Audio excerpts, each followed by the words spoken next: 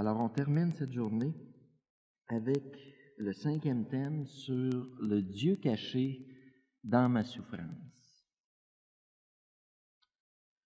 Première chose que je voudrais dire là-dessus comme introduction, c'est que quand on souffre, la seule chose qu'il y a à faire, c'est de crier. Les psaumes dans la Bible nous disent ça à cœur de page, c'est de crier. C'est pas tellement le temps de réfléchir là-dessus. Et après qu'on a souffert, on peut s'asseoir, puis à tête reposée, et réfléchir sur la souffrance. Là, on peut y réfléchir. Mais quand on est 2 pieds dedans, dans la souffrance, la seule chose, c'est de crier. Il n'y a rien en ce monde de plus absurde, de plus fou, de plus incompréhensible et de plus inhumain que la souffrance. Et personne n'y échappe. Personne n'y échappe. Tôt ou tard, on a tous notre lot à porter. Depuis très longtemps, Dieu se fait accuser d'avoir créé un monde où il y a de la souffrance. Et je suis sûr que chacune de nous ici, à soir, en fin de semaine, je suis sûr qu'on a eu notre part de critiques, de révolte, un jour ou l'autre, plus ou moins agressive selon notre caractère et notre évolution spirituelle face à Dieu. Pourtant, je le répète, Dieu n'a jamais voulu la souffrance. Quelqu'un me posait une question une fois, et cette question-là résume très bien tout ce qui est un petit peu véhiculé là-dessus. Est-ce que Dieu ne permet pas qu'il arrive des souffrances, des épreuves, tout ça, pour nous faire grandir dans l'amour, parce que ça va être bon pour toi, pour t'éduquer, pour te faire évoluer, pour te faire avancer. Est-ce que Dieu ne permet pas? On entend ça souvent, cette expression-là. C'est à peu près en spiritualité l'expression la plus mal comprise dans toute la spiritualité. Eh bien, je réponds ceci. La seule chose que Dieu fait pour te faire grandir dans l'amour, c'est de te donner la liberté. C'est la seule chose. Dieu a permis le mal. C'est une expression qui vient de la théologie traditionnelle, que malheureusement, aujourd'hui, on comprend mal. On comprend pas dans le sens qu'elle a été dite à ce moment-là. Dieu a permis le mal, ça veut dire Dieu a laissé libre. C'est ça que ça veut dire, Dieu a permis le mal. Dieu a laissé libre. Pourquoi? Parce qu'il n'y a pas d'amour sans liberté. Ce que je vous répète depuis le début, depuis hier soir. Il n'y a pas d'amour sans liberté.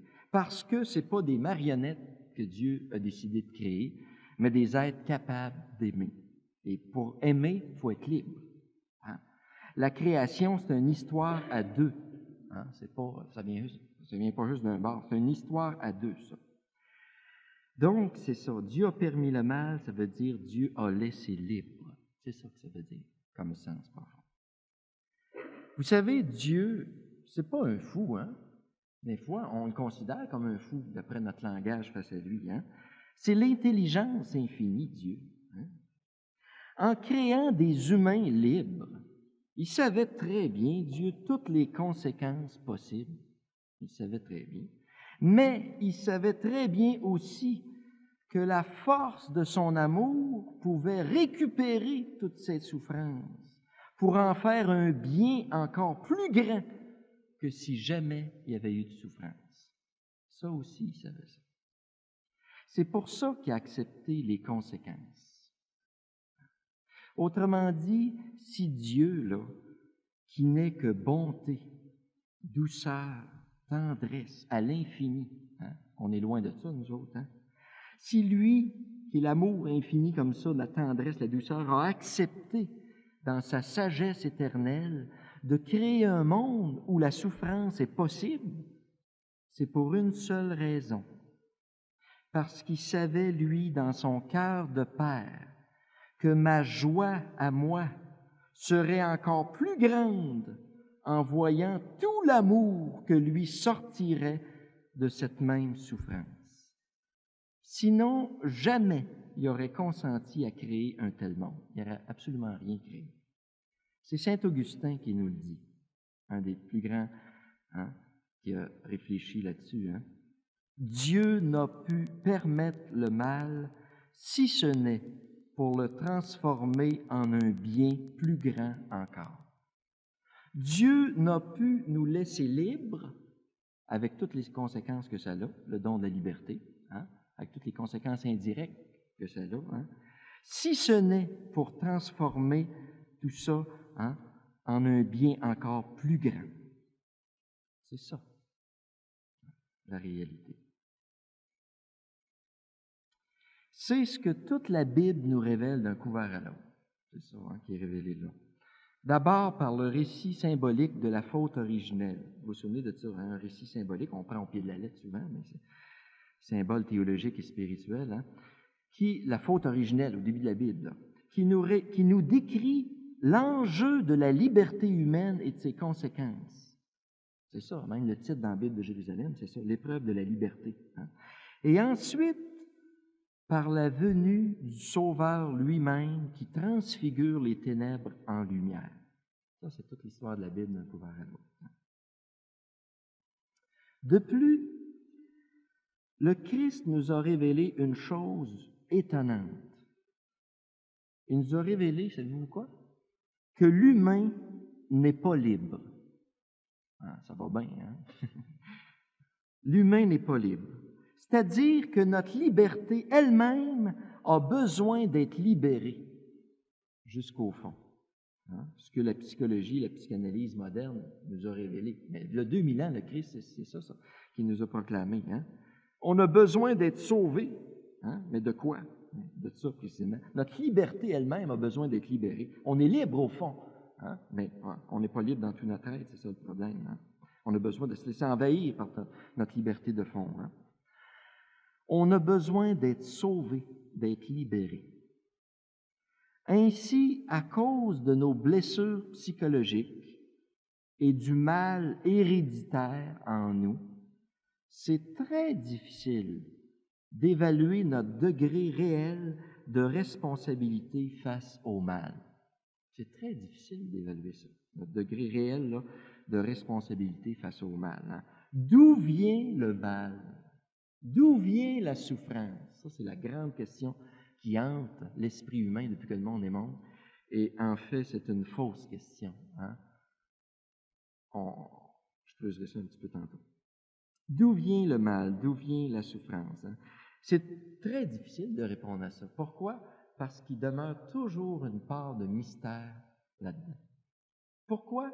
Parce qu'il y a plusieurs sources différentes du mal et de la souffrance. Il y a plusieurs sources. Alors, c'est très difficile d'identifier ce qui vient d'une source, ce qui vient de l'autre, ce qui vient des deux sources, puis c'est ça qui est difficile. C'est pour ça que ça demeure toujours mystérieux. D'où vient le mal? D'où vient la souffrance? Hein? Ça vient-tu de moi? Ça vient-tu de mes blessures psychologiques? Ça vient-tu du mal héréditaire qu'on a dans nos gènes dès notre naissance, hein, transmis de génération en génération? Ça vient-tu du péché collectif, du mal collectif? Ça vient-tu d'Adam, de Ève, de l'esprit du mal? Ça en fait des sources. D'où ça vient? Hein? C'est ça qui est difficile là-dedans. Dans la Bible, il y a un livre qui traite de ça, précisément, cette question-là. C'est le livre de Job. Je ne sais pas si vous avez déjà lu ça, hein? Dans l'Ancien Testament. Au livre de Job, hein? Job qui était riche, qui avait tout, qui est dépouillé de tout dans des grandes souffrances, hein? Puis qui pose la question à Dieu à un moment donné. Comment que ça se fait, hein? Moi que je suis juste, puis je suis bon, puis qu'il m'arrive tout ça, puis etc. Dieu répond au saint homme Job, il répond ceci, comme conclusion au livre de Job, hein? Il lui dit qu'il n'a pas à se poser cette question. C'est bizarre, hein, comme réponse. Il n'a pas à se poser cette question. Qu'il n'a qu'à faire confiance au Dieu créateur, hein, qui était là bien avant lui et qui crée à partir de rien. C'était ça une des premières réponses dans la Bible au problème du mal. Hein? Il dit, où t'étais, toi, Job, quand j'ai créé les étoiles? Où t'étais quand j'ai créé le soleil? Où t'étais quand j'ai créé les galaxies, etc.? Toute une litanie comme ça. Hein? Autrement dit, lui dit, c'est une fausse question. Tu n'as qu'à faire confiance parce que moi, je crée à partir de rien. C'est ça que ça répond. Je crée à partir de rien. Fais confiance. Un jour, on a posé directement la question à Jésus. Ben là, on va peut-être l'avoir, la réponse, une fois pour toutes. Hein? On l'a posé, cette question-là, à Jésus-Christ dans l'Évangile, clair et net. Je ne sais pas si vous vous souvenez de ça, dans Saint Jean toujours. À propos de l'aveugle de naissance. Hein? Les Juifs arrivent avec un aveugle, quelqu'un qui est au monde aveugle, hein? Puis arrive avec lui auprès de Jésus. Puis il lui pose la question. C'est qui a fait le mal pour qu'il soit aveugle? C'est-tu lui? C'est-tu ses parents? Hein? On cherche toujours un coupable. C'est la faute à qui? C'est ça, hein, le problème de souvent. On cherche toujours le coupable, nous autres. Si on ne trouve pas de coupable, on va accuser Dieu, finalement. Ça tourne toujours, ça finit toujours par tomber sur les épaules de Dieu. Hein? Dieu, lui, c'est bizarre, ça ne l'intéresse pas de trouver le coupable. C'est bizarre, hein? Ça ne l'intéresse pas de trouver le coupable. Tout ce qui l'intéresse, lui, c'est toujours la même chose, c'est de créer, c'est d'achever sa création, c'est de faire de l'amour avec tout ce mal. La seule chose qui l'intéresse. Jésus répond ceci, hein? Il l'achalait. Hein? Qui c'est qui a fait le mal? C'est-tu lui? C'est-tu ses parents? C'est-tu Adam? D'où ça vient, cela, qui est né aveugle, lui? Et Jésus répond ceci, vous ne le saurez pas. Hein? Il n'a pas dit ça comme ça, mais dans le fond, c'est ça que ça veut dire. Il leur dit ceci, hein? S'il est aveugle, lui, c'est pour que la gloire de Dieu soit manifestée, et aussitôt, il le guérit. Ça, c'est toute une réponse. S'il est aveugle, lui, c'est pour que la gloire de Dieu soit manifestée. C'est pour faire de l'amour avec ça. J'ai pas de temps à perdre à chercher le coupable, puis d'où ça vient, la souffrance, d'où ça vient ici. Moi, je fais de l'amour avec ça. Ça, c'était sa première réponse qu'on a dans l'Évangile. Mais il y en a une deuxième réponse qu'on a aussi, je ne sais pas si vous vous souvenez, c'est à la croix. Celle-là, elle est silencieuse comme réponse. On y reviendra plus tard. Hein? La mort ne peut venir de la vie. La souffrance ne peut venir de l'amour. Le mal ne vient jamais de Dieu. La souffrance, c'est un mal qu'il faut combattre de toutes nos forces, avec tous les moyens pacifiques imaginables, que ce soit la médecine, la science, la psychologie, la psychothérapie, la diplomatie, le partage, le don de soi, l'accueil, tout ce que vous voulez. Et surtout, le faire avec Dieu, parce que c'est lui qui nous donne le courage de changer les choses que je peux. Vous connaissez ça, hein? La belle prière de sérénité. Hein? Tout est là. Hein?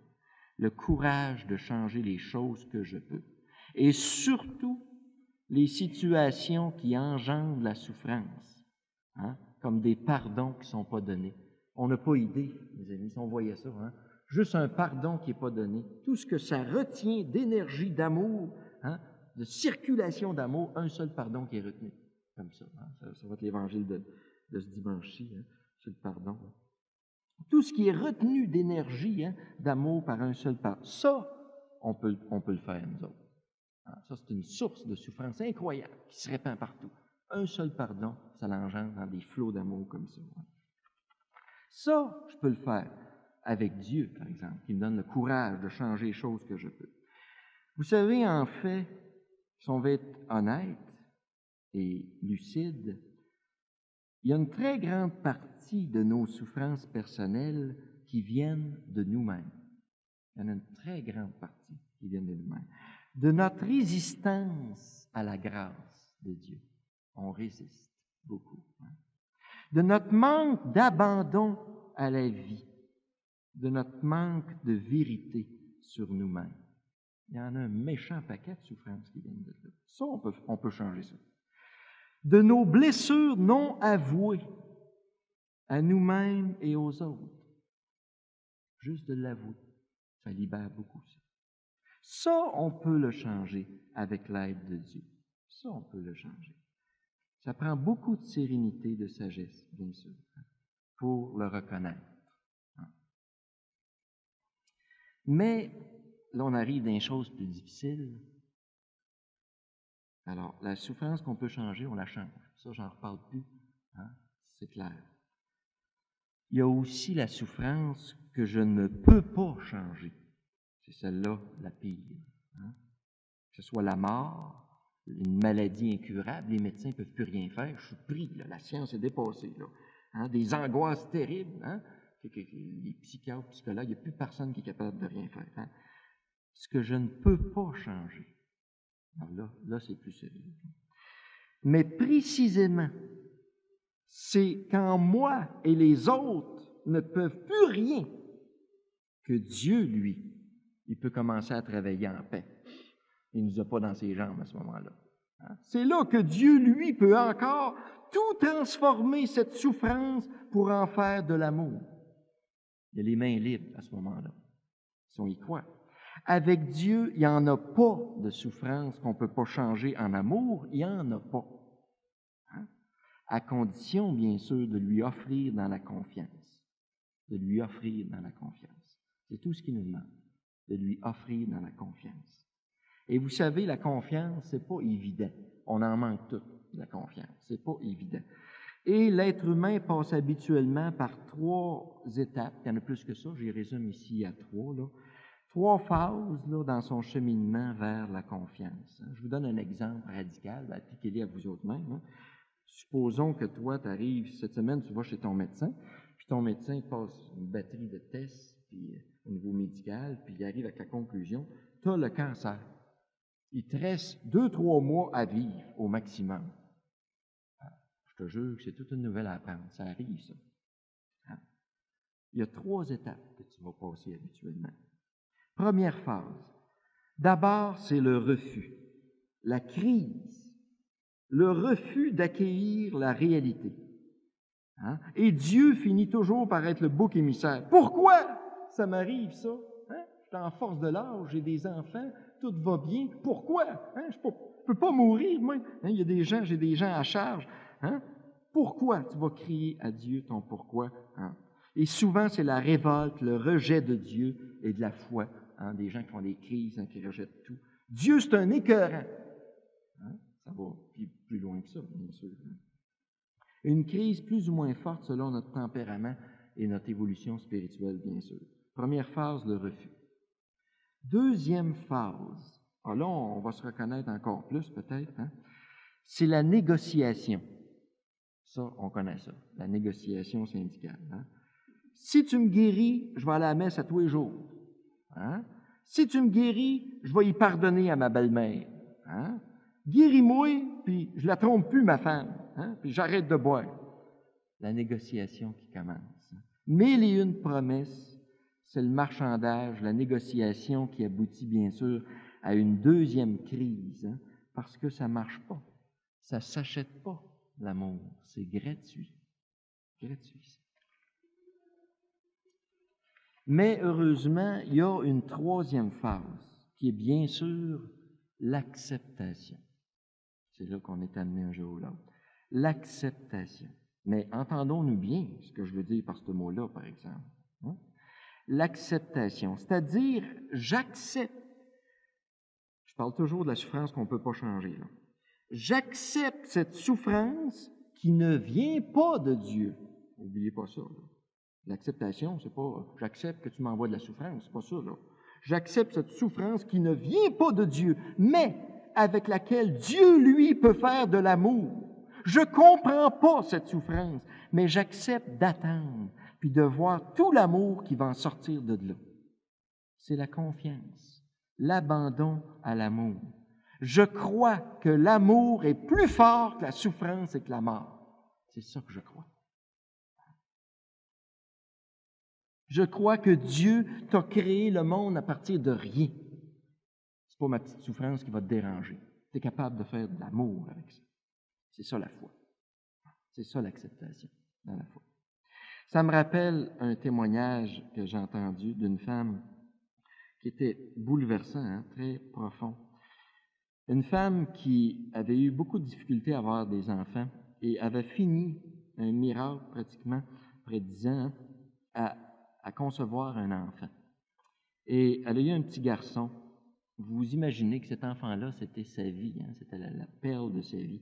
Elle aimait tout l'amour qu'elle pouvait donner à cet enfant-là, c'était incroyable. Hein? Et à peine 2-3 mois après sa naissance, il y a une maladie infantile, puis il meurt. Je vous jure que c'était la crise.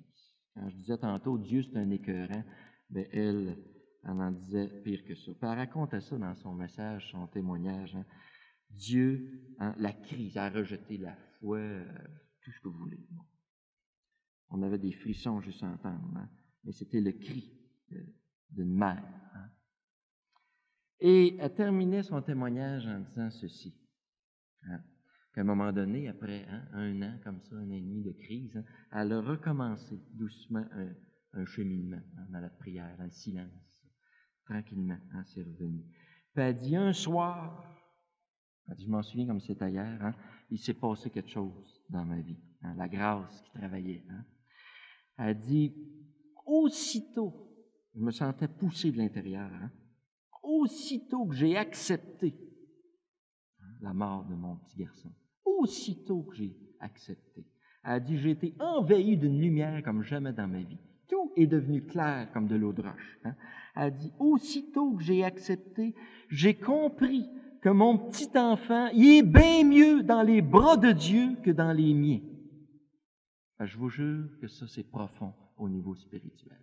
J'ai compris que mon petit enfant, il est bien mieux dans les bras de Dieu que dans les miens. Elle a fait un bout de vide spirituel. Pourquoi je serais triste que mon enfant, il est dans l'amour par-dessus les oreilles, il est heureux éternellement? Pourquoi je m'attristerais de ça? Quelqu'un qui a la foi, il ne croit pas à la mort, il croit à la vie. Voyons donc. La mort ne vient pas de Dieu, mais lui, il fait de la vie éternelle avec ça. Je suis la résurrection et la vie, dit Jésus. Qui croit en moi, fût-il mort, vivra. On y croit-tu ou si on y croit pas, ça? À quoi qu'on croit? À la mort ou à la vie? Branchez-vous à un moment donné. Crois-tu à la mort ou à la vie? J'aime mieux croire à la vie, moi, il me semble. C'est plus encourageant. C'est ça, le dilemme devant lequel on est. À quoi on croit? C'est ça la réalité. Ça devrait être une fête quand quelqu'un meurt. C'est épouvantable, ça, comment on ne croit pas. Ça devrait être une fête. On est là, qu'on est triste. On voudrait qu'il reste avec nous autres pour souffrir encore. C'est quoi le problème? Alors que si on a la foi, il est rentré dans l'amour. Il est heureux, ça il sort par les oreilles. Pourquoi pas que ça serait une fête, ça, si on avait la foi? Quand Dieu est venu sur la terre, il est venu pour nous montrer son vrai visage, comme on a vu un petit peu ce matin, en prenant sur lui librement toute la souffrance du monde. Toute la souffrance. Mystiquement, ça se fait. Mystiquement, ça se fait. Spirituellement, quelqu'un peut faire ça. Toute la souffrance du monde. Librement, j'insiste sur le mot, là, librement, il le dit dans Saint Jean, « Ma vie, nul ne la prend, c'est moi qui la donne. » C'est pas un fou, Jésus-Christ. Il savait très bien qu'en montant à Jérusalem, il se fait descendre. Il savait très bien, mais il a fait face à la musique. Ma vie, nul ne la prend, c'est moi qui la donne. Il savait très bien ceci. Et quand il a annoncé ça aux apôtres, je ne sais pas si vous vous souvenez, il y a ça dans l'Évangile, quand il a annoncé qu'il montait à Jérusalem, puis ce qui allait arriver, il savait très bien, il était lucide. Vous vous souvenez de la réaction de Saint-Pierre? Saint-Pierre, tout de suite qu'il réagit, qu'il prend part, puis commence à faire la leçon au Christ. Imagine, Saint-Pierre, tu sais, qui fait la leçon. Ça t'arrivera pas, ça. Jamais. Voyons donc. Je vais te défendre, moi, tu vas voir. Et Jésus répond ceci au premier pape. C'est étonnant, parce que 5 minutes avant, dans le même texte, c'est là que Jésus dit à Pierre, « Tu es Pierre, et sur cette pierre, je bâtirai mon Église. » Il vient de le nommer pape. 5 minutes après, c'est Pierre qui réagit, puis le Christ lui dit ceci, « Passe derrière moi, Satan. Passe derrière moi, Satan. » Tu es un obstacle sur ma route. Tasse-toi, moi je monte à Jérusalem. Tes pensées ne sont pas celles de Dieu, mais celles des hommes. Passe derrière moi, Satan. Moi, ce que je choisis librement, c'est de monter à Jérusalem. Ça, c'est autre chose. Comprendre qui pourra. Et il l'a pris librement sur lui. Et surtout, il a fait ça avec beaucoup, beaucoup d'amour. C'est ça qui est important. Il l'a fait avec beaucoup, beaucoup d'amour. Hein? Eh bien, à tous ceux et celles qui un jour ont levé le poing vers le ciel en maudissant Dieu à cause de leur souffrance, eh bien, Dieu n'a qu'une seule réponse, le silence du crucifié. C'est ça sa réponse. Qui porte sur lui toute la souffrance du monde, y compris le poids de ton poing levé vers lui. Ça aussi. Hein? Il y avait ça sur le dos, il y a 2000 ans. Le poids de ton poing levé vers lui, il l'avait sur son dos, il y a 2000 ans. C'est ça. Jésus, dans sa passion, est celui qui a le plus souffert au monde de tous les temps. Il y en a qui vont dire, pourtant, il y en a d'autres qui sont morts martyrs, puis bien pire que le Christ. Qu'est-ce qu'il y a d'original, cloué sur une croix? Mais il y en a d'autres qui sont morts crucifiés, brûlés vifs, des athées même pour des causes politiques. C'est quoi? Hein? Qu'est-ce qu'il y a de plus que les autres, le Christ? Eh bien, la différence, c'est la qualité et l'intensité d'amour avec laquelle il a fait ça, lui. Hein? C'est là qu'est la différence. La qualité et l'intensité d'amour avec laquelle il a fait... C'est caché, ça. On le verra un jour, bien sûr. Il est mort d'amour, le Christ. Je ne sais pas si vous savez ça. Il est mort de trop aimer. C'est de ça qu'il est mort. Il n'est pas mort de ses blessures, puis de tout ce que vous voulez, puis des clous, puis de tout ça. Il est mort d'amour. Il est mort de trop aimer. Ça, c'est pas facile à saisir. On est rendu loin, là. Hein? Vous savez, le Christ, il n'est pas mort de ses blessures physiques. Je vous apprends quelque chose ce soir. C'est spécial, la mort du Christ. Il est mort d'une mort intérieure. Il est mort du dedans, mystiquement, spirituellement, hein, en communion à nous qu'il est mort.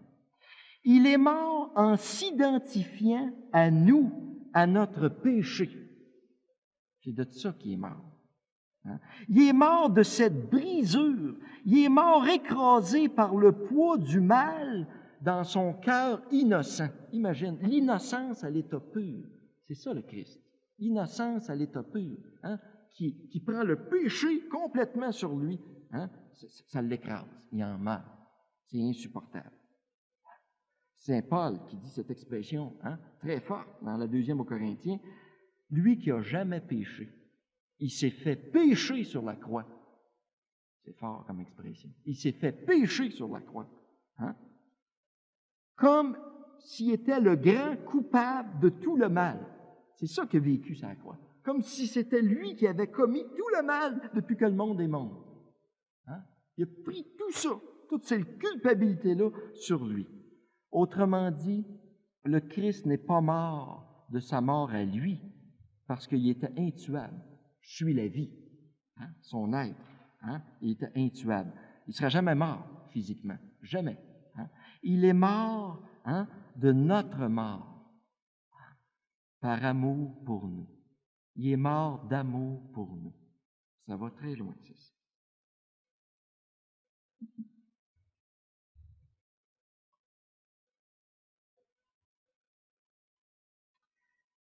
Vous savez, on souffre dans la mesure même de notre sensibilité et de notre capacité d'aimer. Hein? Par exemple, un couple qui se sépare, la personne des deux qui va souffrir le plus, c'est la personne qui aime le plus, qui est la plus sensible, hein? Qui est la personne qui a le cœur dur. « Oh, c'est pas grave, on m'en trouve un autre. » Moi, c'est pas... Hein? On souffre dans la mesure même de notre sensibilité, notre capacité d'aimer. Peux-tu imaginer maintenant la sensibilité et l'amour d'un Dieu homme, toi? Hein? Peux-tu mesurer par le fait même sa capacité de souffrir? Y a-t-il quelqu'un ici qui est capable de mesurer le cœur de Dieu? Un Dieu homme, hein? Un gars qui est capable, un gars qui a une sensibilité à l'infini, qui est capable d'aimer à l'infini, il est capable de souffrir à l'infini. Ça va loin, ça. Hein? Il y en a des fois qu'on entend, écoute, moi, ça fait 20 ans que je suis un lit d'hôpital. Lui, il a souffert 3 heures en croix. Hein? C'est pas juste ça, mais ces 3 heures-là, je te jure que nous autres, on n'aurait pas été capables de vivre 3 secondes de ces 3 heures-là. L'intensité de souffrance qu'ils vivaient à ce moment-là. Toute l'histoire des souffrances humaines, il les portait dans ces 3 heures-là. On n'aurait même pas été capable de vivre une minute comme ça. À l'agonie, par exemple, au Jardin des Oliviers, Jésus a des sueurs de sang. Ça, c'est Saint Luc qui nous rapporte ça, le seul, parce qu'il est médecin, lui. Ça l'a frappé, ce détail-là. C'est un médecin grec, Luc. Et il rapporte que Jésus a des sueurs de sang à l'agonie. C'est un phénomène très rare, mais qui est connu de la science médicale, qui s'appelle l'hématidrose. L'hématidrose. C'est au niveau, ça, des petites glandes. Dans ma vie, je peux vous dire ça. J'ai jamais eu des sueurs de sang. Mais il y a quelques cas dans les annales là, de gens qui des crises là, de souffrance là, hystériques là, comme ça, là, des sueurs de sang. C'est l'angoisse totale. Il crie, éloigne de moi ce calice. Il n'en peut plus, il écrase. Mais lui il est capable d'aller au bout. Mais ta volonté d'amour. Couché face contre terre, dit le texte. C'est des détails, ça, mais qui est très révélateur. Je ne sais pas si vous avez souffert beaucoup dans votre vie. Je ne sais pas si vous avez déjà assez souffert pour être cloué sur place, ne même pas être capable de bouger. Tu es cloué par la souffrance. Tu n'es même plus capable de te lever, de bouger la petite orteil. Tellement le poids, même pas une souffrance physique, ça peut être une souffrance morale, qui t'écrase, qui te cloue sur place. Couché face contre terre, dit le écrasé, là, portant toute l'angoisse, toute la peur, toute la culpabilité face au mal. Il la portait toute. Toute la tristesse du monde en son cœur. C'est ça qu'il vivait. Dieu transformait en amour doux et tendre cette affreuse souffrance. Le cœur de Dieu, c'est un moulin à amour, mais ayant su le sang, par exemple. Ayant su le sang. Un moulin à amour. C'est ça qui se passe à l'agonie. À la croix, les souffrances les plus atroces sont les plus cachées, bien sûr. C'est pas les clous, là. C'est pas les coups de fouette, puis tout ça. Ça, c'est très superficiel au niveau de la profondeur de la souffrance du Christ. Ça, c'est juste l'extérieur. La croix n'est que le signe extérieur de toutes les souffrances intimes, intérieures de son cœur. L'amour abandonné de tous. Nous autres, ça nous fait mal quand les gens nous abandonnent. Mais l'amour en personne, sa sensibilité infinie, imaginez. Renié, trahi par ses amis les plus intimes. Y a-t-il de quoi qui fait plus mal au monde que d'être trahi par quelqu'un, notre ami, la personne qu'on aime le plus? Il n'y a rien qui fait plus mal, peut-être. Rejeté violemment par son propre peuple qui est venu sauver, ses enfants, et qui sont en train, en plus de tout ça, là on touche le fond, de se détruire eux autres mêmes. À la croix, son cœur est complètement broyé par la conscience du mal, comme je disais tantôt. Cette conscience, on n'a pas conscience du mal. Nous, on mourrait tout de suite, avoir conscience du mal là, qui est là, c'est incroyable. Son cœur est complètement broyé. Pourtant, il porte sur lui, dans sa sensibilité, tout le désespoir de l'humanité. Tout le désespoir de l'humanité. Et il le crie. Les 4 évangiles là-dessus, ils sont d'accord. Il y a bien des divergences d'un évangile à l'autre, mais là-dessus, les 4 le spécifient. À grand cri, disent les 4 évangiles, à grand cri, « Père, pourquoi m'as-tu abandonné? » Le fameux « pourquoi ». Il reprend dans un seul cri tous les pourquoi qui ont été criés à Dieu depuis que le monde est monde. Il les reprend tous dans un seul cri. Il n'y a jamais personne ici qui criera aussi fort que le Christ, le 2000 ans à Jérusalem. Pourquoi m'as-tu abandonné? Il le crie. Il a tout vécu ce qu'on vit. Il l'a poussé au bout. Il est capable d'aller jusqu'au bout, par exemple, lui. Il reprend son compte tous nos pourquoi. Il revit en résumé toute ce que l'humanité a vécu à travers toute l'histoire. Comme je disais tantôt, mystiquement, spirituellement, ça se fait, ça. Mais il accepte tout. Père, en tes mains, je remets mon esprit. En tes mains, je remets mon esprit.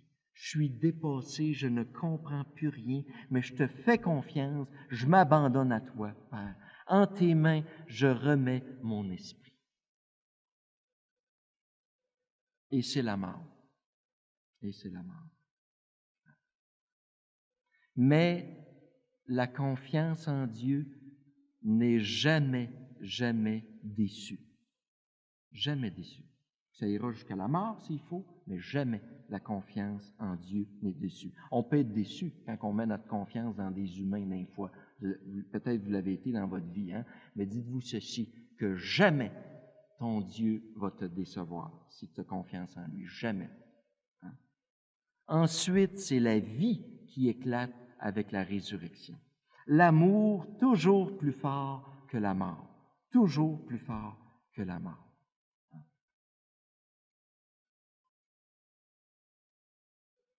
J'aimerais maintenant qu'on entre un peu plus profond dans le cœur du Christ, si vous voulez, pour mieux saisir ce mystère de la souffrance. Pas facile, hein? Ce mystère qui, bien sûr, ne se comprendra jamais avec la tête. On le sait bien, hein? On a beau essayer, puis ça ne marche pas. On se cogne la tête sur un mur. Mais qui peut se comprendre avec le cœur. Qui peut se comprendre avec le cœur? Qui a du cœur comprenne ce qui va suivre. Les autres, bouchez-vous les oreilles parce que vous allez capoter ce soir. Qui a du cœur comprenne ce qui va suivre. Vous savez, on a l'âge de nos souffrances. Je ne sais pas si vous saviez ça. L'âge réel d'une personne, c'est-à-dire notre vraie maturité spirituelle, hein, est étroitement liée à l'histoire de nos souffrances. C'est ça l'âge réel de quelqu'un. Hein? Ce n'est pas l'âge chronologique. L'âge réel de quelqu'un, sa maturité spirituelle, si vous voulez, là, c'est l'âge de ses souffrances. En tout cas, moi, je n'ai jamais rencontré dans ma vie quelqu'un de profond, spirituellement, là, qui n'avait pas souffert. J'en ai jamais rencontré. Et même, je dirais, moi, que les gens les plus profonds, puis j'ai eu la grâce d'en rencontrer, les gens les plus profonds, qui avaient le plus grand cœur, la plus grande capacité d'aimer, les gens que j'ai connus, c'est bizarre, étaient tous des gens qui avaient beaucoup souffert. Je ne crois pas que ce soit un hasard, ça. Je ne crois pas que ce soit un hasard. On dirait que la souffrance dilate le cœur, l'agrandit à la dimension de l'amour. On dirait que ça fait ça, la souffrance. Hein? Paradoxalement, la souffrance peut devenir le meilleur des maîtres spirituels. Je parle toujours de la souffrance qu'on ne peut pas changer ici. N'oubliez pas ça. Qu'on accepte. Elle peut devenir le meilleur des maîtres spirituels. Car c'est elle qui nous dépouille de tout le superficiel. Vous savez, quelqu'un qui est dans une grande souffrance, là, les bebelles, là, ça ne l'intéresse plus. Pas en tout. Hein? Vous avez déjà été très malade, hein? Les grandes maladies. Là. Les bebelles, là, c'est drôle, là, ça ne nous intéresse plus. Là. On va à l'essentiel, ça ne prend pas de temps. Et qui nous ramène toujours à l'essentiel. Mais, j'ajoute ceci, bien sûr, ce n'est que longtemps après avoir souffert qu'on peut en prendre conscience de ça. Hein? Allez jamais dire ça à quelqu'un qui est dans la souffrance.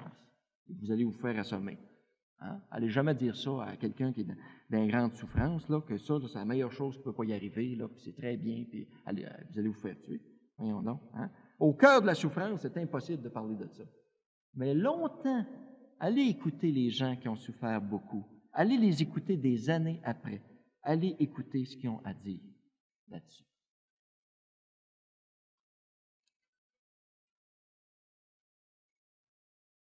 En tout cas, ce qui est sûr, c'est que pour le Dieu caché, la souffrance qui pourtant ne vient pas de lui, je le redis encore, en cas qu'on doute, là, la souffrance qui ne vient pas de lui, c'est sa matière première pour faire de l'amour. Ça, c'est bizarre. Avec ce que de pire, il n'y a rien de pire, je pense, que la souffrance puis la mort. Je ne connais rien de pire, moi. Avec ce que de pire, l'amour fait ce que de mieux. La revanche de l'amour, le talion de l'amour.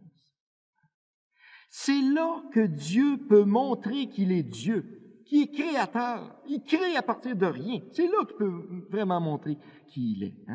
Pas en enlevant la souffrance, comme nous autres on voudrait tout le temps. Pas en enlevant la souffrance, mais en faisant bien mieux que ça, en la changeant en amour, en la récupérant en amour. Dieu n'enlève pas le mal, il le change en bien. C'est ça qu'il fait, lui, Dieu.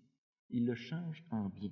Nous autres, humains, on cherche toujours à enlever le mal. On l'enlève sur un bord, puis il reprend sur l'autre, puis c'est toujours, on arrive à quoi? Depuis que le monde est monde. On essaye de s'améliorer avec la technique, avec ci, avec ça. Là, on se pollue, puis après la pollution, ça va être quoi? Puis le sida, puis... On a réussi quoi, là, depuis des milliers d'années? Qu'est-ce qu'on a réussi, l'humain? À changer le mal de place. C'est tout ce qu'on a réussi. On a changé le mal de place. On déplace la poussière. Tout ce qu'on réussit à faire, c'est ça. Dieu, lui, il le transforme en bien. Il ne l'enlève pas, il le change en bien de l'intérieur. Là, il est récupéré, le mal. Charles de Foucault, je ne sais pas si vous connaissez, un grand mystique du désert, un grand spirituel, disait ceci. Écoutez cette phrase-là, c'est étonnant, ces grands mystiques-là, ce qu'ils peuvent sortir. Il disait ceci. Ce que la terre peut nous donner de meilleur, c'est la croix. Ça, je suis sûr que vous dites ça à tous les jours, là, vous autres. Vous êtes convaincus de ça. Je vois ça dans vos figures à soir. Là. Tout le monde est convaincu de ça. Ce que la terre peut nous donner de meilleur, c'est la souffrance. Vous êtes tous convaincus de ça, n'est-ce pas? Ce gars-là a essayé de fonder une communauté toute sa vie, puis il n'a jamais réussi. Je comprends, avec des phrases de même. Jamais il a réussi à fonder une communauté. Mais 30 ans après sa mort, il y a à peu près 4-5 sortes de communautés qui ont parti à partir de sa spiritualité. Mais la phrase, il faut être honnête envers lui, n'est pas finie, par exemple. Écoutez la suite. Ce que la terre peut nous donner de meilleur, c'est la croix. Si nous embrassons la croix, nous étreignons celui qui y est attaché. Oups, ça, c'est autre chose.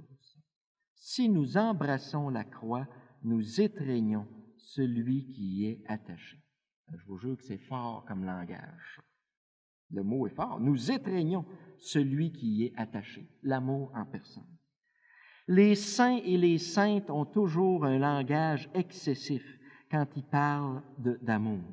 C'est un langage caché, réservé à ceux et celles qui veulent connaître l'amour sans limite, que celui ou celle qui a beaucoup de cœur comprenne ce qui va suivre. Que celui ou celle qui a beaucoup de cœur comprenne ce qui va suivre. Sinon, bouchez-vous les oreilles tout de suite. On va essayer de creuser cette phrase-là. Ce que la terre peut nous donner de meilleur, c'est la croix, la souffrance. C'est-à-dire que la meilleure matière pour faire de l'amour, c'est la souffrance. C'est ça que ça veut dire. On parle toujours des souffrances qu'on ne peut pas changer ici. Si nous embrassons la croix, la souffrance, si nous embrassons la croix, c'est-à-dire si nous ne fuyons pas, parce qu'habituellement, c'est ça qu'on fait à cœur de vie, chacun de nous autres, il ne faut pas se le cacher. Aussitôt qu'il y a une souffrance qui se présente dans notre vie, on s'en va en sens inverse, puis moi le premier, on saute. C'est ça qu'on fait chacun de nous. Si nous embrassons la croix, si nous ne fuyons pas, mais dans un acte de confiance, parce que la souffrance, ça nous rattrape tout le temps, finalement. Si dans un acte de confiance, nous l'acceptons de plein cœur, nous l'acceptons de plein cœur. Je raconte ici l'histoire de François d'Assise, qui est tellement belle, tellement profonde là-dessus. Vous savez, François d'Assise, c'est un esthète, quelqu'un qui est esthétique, qui aimait la beauté, le chant, la beauté visuelle de la nature, un amant de la nature. Il a composé des cantiques extraordinaires sur la nature. Et François, il y a une chose qu'il n'était pas capable de voir, c'était les lépreux. Il y en avait beaucoup à cette époque-là. Ça, il n'était pas capable, François. Quand François se promenait dans le bois et chantait, il voyait un lépreux, il a dit que François changeait de trail. Un jour, la vie lui a joué un tour. à un carrefour de chemin, il arrive face à face avec un lépreux. Face à face. Je ne sais pas si vous avez déjà vu un lépreux, peut-être à la télévision ou sur film, en personne. Hein? Je peux vous dire que ça ne sent pas à la télévision. Hein? Quelqu'un qui est en train de se décomposer vivant, là, c'est ça un lépreux. Ça ne sent pas. Hein? L'odeur, juste l'odeur qui peut se dégager. Hein? Il arrive face à face avec le lépreux. Et là, François a eu la grâce de sa vie. Une grâce, probablement, de sa vie. Savez-vous ce que François a fait? Il a embrassé le lépreux. C'est fort. Il a sauté au cou du lépreux, puis il l'a embrassé. Et François raconte ça comme sa deuxième conversion, sa plus grande de toutes. Hein? Parce qu'il dit, au même moment, hein, on appelle ça le baiser du lépreux de François d'Assise, au même moment où il a embrassé le lépreux, il dit qu'il était rempli d'une grâce extraordinaire. Il était rempli d'amour comme jamais dans sa vie. Il a étreint celui qui était attaché dans le lépreux. C'est ça qui est arrivé. L'amour en personne. Il est allé vivre avec les lépreux après ça. C'est incroyable, une grâce de libération. Il est allé vivre avec eux autres. François venait de découvrir une autre sorte de beauté, beaucoup plus intérieure, beaucoup plus profonde. Si nous embrassons la souffrance, la croix, nous étreignons, nous faisons un avec le Christ. Ça va loin, ça, hein? Avec l'amour qui est attaché. Et ainsi, toute cette souffrance devient de l'amour. C'est fort. Là, tenez-vous bien sur vos chaises. Celle-là est dure à avaler. Les saints et les saintes qui vivent ça en viennent même à désirer profondément la souffrance. Ah là, wow. Pas la souffrance pour la souffrance. Ça, c'est du masochisme, une maladie psychologique, puis ça se soigne, ça. Hein? La souffrance pour la souffrance, du masochisme. Pas ça que je parle. Hein? Ils désirent la souffrance parce qu'ils ont l'expérience que c'est le meilleur matériau pour faire de l'amour. C'est avec ça que la vie peut faire le plus d'amour et de meilleure qualité d'amour. C'est l'amour, bien sûr, qui désire. C'est pas des fous et des folles, ces gens-là. C'est l'amour qui désire. C'est l'amour qui désire. Et comme par un excès d'amour, ils veulent prendre librement sur le dos, à eux autres, là, la souffrance de ceux et celles qui ne sont pas capables de la porter pour en faire de l'amour. Ça, il y a une série de témoignages à travers l'histoire qu'on peut retrouver. Je vous en cite un à soir qui est assez récent, à la dernière guerre mondiale. C'est le père Kolb, ou Kolbe, selon la prononciation. C'est un franciscain qui était prêtre et qui a été, c'est un Polonais, qui est arrêté et conduit au camp de concentration d'Auschwitz. Vous savez ce qui s'est passé au camp de concentration d'Auschwitz? Toutes les horreurs qui ont pu se passer là. Dans le camp de concentration, quand une personne réussissait, il y en a eu très peu, à s'évader, on en tuait 10 pour un. On prenait 10 otages pour convaincre de ne pas s'évader. On en tuait 10. Et la façon de les faire mourir, c'était de les enfermer dans ce qu'on appelait le bunker de la faim. Tout ramassé là-dedans, le bunker de mourir de faim et de soif. Une des morts, peut-être les pires, mourir de soif. On les enfermait là. Puis habituellement, du bunker de la faim, tout ce que tu entendais, c'était des cris d'horreur, des cris, des lamentations d'horreur. Puis ça, c'était en plein milieu du camp de concentration. Tous les autres prisonniers entendaient ça. Les Allemands faisaient exprès pour qu'ils soient convaincus de ne pas chercher à s'évader. Un jour, quand le père Kolb était là, il y a un prisonnier qui s'est évadé. Et les Allemands sont arrivés dans tous les bunkers, puis ont choisi 10 hommes, comme ça, au hasard, comme ça. Et il y en a un qui s'est mis à crier, puis à pleurer, puis s'est garoché au pied du soldat allemand, avec un visage dur, le soldat allemand. Puis il criait, j'ai une femme, j'ai des enfants, je veux pas mourir. Puis il criait là, à chaudes larmes. Puis l'Allemand le poussait avec son pied, puis avec le fusil, puis il donnait des coups bottants. Puis il y a un homme qui s'est levé dans le fond du bunker, qui s'est approché de l'Allemand, et qui lui a dit, je vais prendre sa place. L'Allemand l'a regardé, qui t'es, toi? Je suis Maximilien Kolbe, prêtre catholique. Tout ce qu'il a répondu. Tout ce qu'il a répondu. Prêtre catholique. L'Allemand est resté tellement surpris, un geste comme ça, de spontané, là, quelqu'un qui se lève. Là. Il n'y a pas grand monde qui avait le goût de se lever, de prendre la place de celui-là, là, qui se lève spontané, prêtre catholique. Ça, c'est quelqu'un debout. Il y avait tout un cheminement spirituel, bien sûr, avant ça, pour arriver à faire un geste aussi fou que ça, dans l'amour, bien sûr. Et là, le miracle s'est produit. Ça, les journaux ne l'ont pas rapporté, les nouvelles non plus. Mais il y a un miracle qui s'est produit à Auschwitz. On a enfermé les 10 hommes dans le fameux bunker de la faim. Et là, le miracle a commencé. Le père Kolbe, lui, il a commencé à prier, à chanter. Des chants très doux. Il aimait beaucoup Marie, entre autres, puis il chantait des petits chants très doux. Durant que les 9 autres prisonniers étaient déboussolés, puis grognaient, puis tout ça. Lui, il était dans son coin, il s'est mis à chanter. Il lâchait pas, constamment. Une voix très douce, très patiente. À un moment donné, les 9 autres se sont mis à chanter avec lui. C'était en chœur. Tous les autres prisonniers du camp écoutaient ça. Il y avait un amour qui se dégageait de ces chants-là, c'était pas possible. À un moment donné, tous les autres bunkers, tous les prisonniers du camp d'Auschwitz se sont mis à chanter. Ça n'arrêtait pas, jour et nuit, une espèce d'incantation. Quand il y en a qui arrêtaient, d'autres continuaient, prenaient la relève. Les soldats allemands étaient là à coups de fusil pour les arrêter de chanter, parce qu'ils faisaient le tour, ça recommençait ailleurs. Une incantation d'amour qui n'arrêtait pas. Jamais on n'avait vu autant d'amour dans toute leur vie, en plein cœur d'un camp de concentration. Le miracle se produisait sans arrêt. Ça a duré une dizaine de jours. À un moment donné, le chant a diminué. C'était le silence. On a ouvert le bunker de la faim, puis il y en a un qui n'était pas mort. Vous devinez lequel, bien sûr. Qui n'était pas mort. Qui était même tout rayonnant d'une espèce de lumière, on dit. Et c'était le père Kolbe, bien sûr, qu'on est obligé de donner une piqûre de poison pour qu'il meure. Il est mort la veille de l'Assomption, à la Vierge, qui avait une grande dévotion à la Vierge, il aimait beaucoup, qui est venu chercher probablement. Ça, c'est un homme. Ça, c'est un homme. Devant cet homme-là, moi, je peux dire, voici l'homme.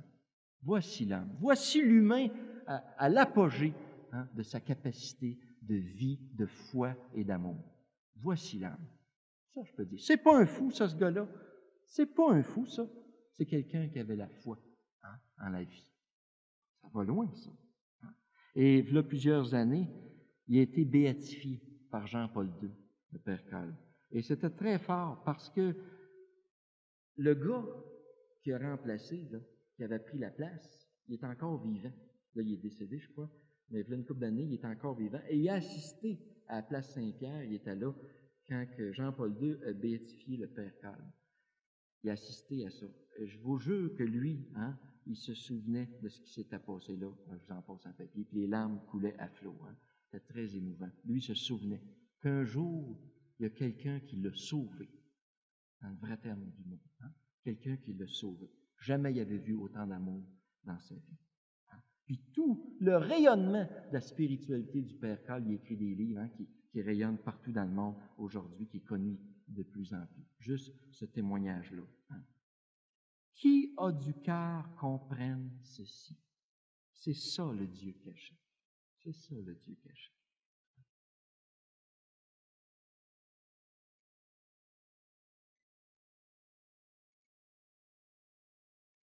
En conclusion, je dirais, ça me rappelle une autre histoire, j'ai peut-être le temps et le goût de vous conter ici. Dans un camp de concentration aussi, il s'est passé des choses tellement émouvantes. À un moment donné, on avait crucifié des enfants, ou attachés, pendu des enfants, une série d'enfants comme ça, qu'on faisait circuler les prisonniers devant eux autres. Puis un bonhomme, à un moment donné, crié, s'est révolté complètement. Où ce qui est Dieu, faut qu'il arrive des écœuranteries comme ça, puis il criait, blasphémait contre Dieu. Où ce qui est Dieu pour que des choses comme ça puissent se passer sur la planète. Puis quelqu'un qui, je ne me souviens pas du nom, mais qui était très profond spirituellement, a répondu ceci. Vous méditerez là-dessus. Hein? Il a montré un enfant. Il dit, cet enfant-là qui est mort, là, qui est pendu, là, c'est lui Dieu. C'est lui Dieu. Vous méditerez sur cette réponse-là. En conclusion, la souffrance ne vient pas de Dieu et Dieu ne l'a jamais voulu. Dans un premier temps, il faut la combattre de toutes nos forces. Ça, c'est évident. Mais quand elle est inévitable, faisons confiance à Dieu pour la transformer en amour. Parce que le Dieu caché, c'est le Créateur qui crée à partir de rien. C'est le Dieu de l'impossible. C'est lui, le Dieu caché, dans ma souffrance aujourd'hui. Hein? Ça, c'est très important. Je n'ai pas dit le Dieu caché dans la souffrance. Il n'est pas dans la souffrance, Dieu. Il est dans ma souffrance. Ça, c'est très différent. C'est lui, le Dieu caché, dans moi qui souffre. C'est lui, le Dieu caché, qui nous dit ce soir, hein, et peut-être d'une façon spéciale, à la personne qui souffre le plus en ce moment. La personne ici, elle est peut-être sur cassette, hein, je ne sais pas, qui écoutera ça. Hein, la personne qui souffre le plus en ce moment. Le Dieu caché, il dit ceci. Venez à moi, vous tous qui peinez et ployez sous le poids de la souffrance, et moi, je vous soulagerai. Et moi, je vous soulagerai.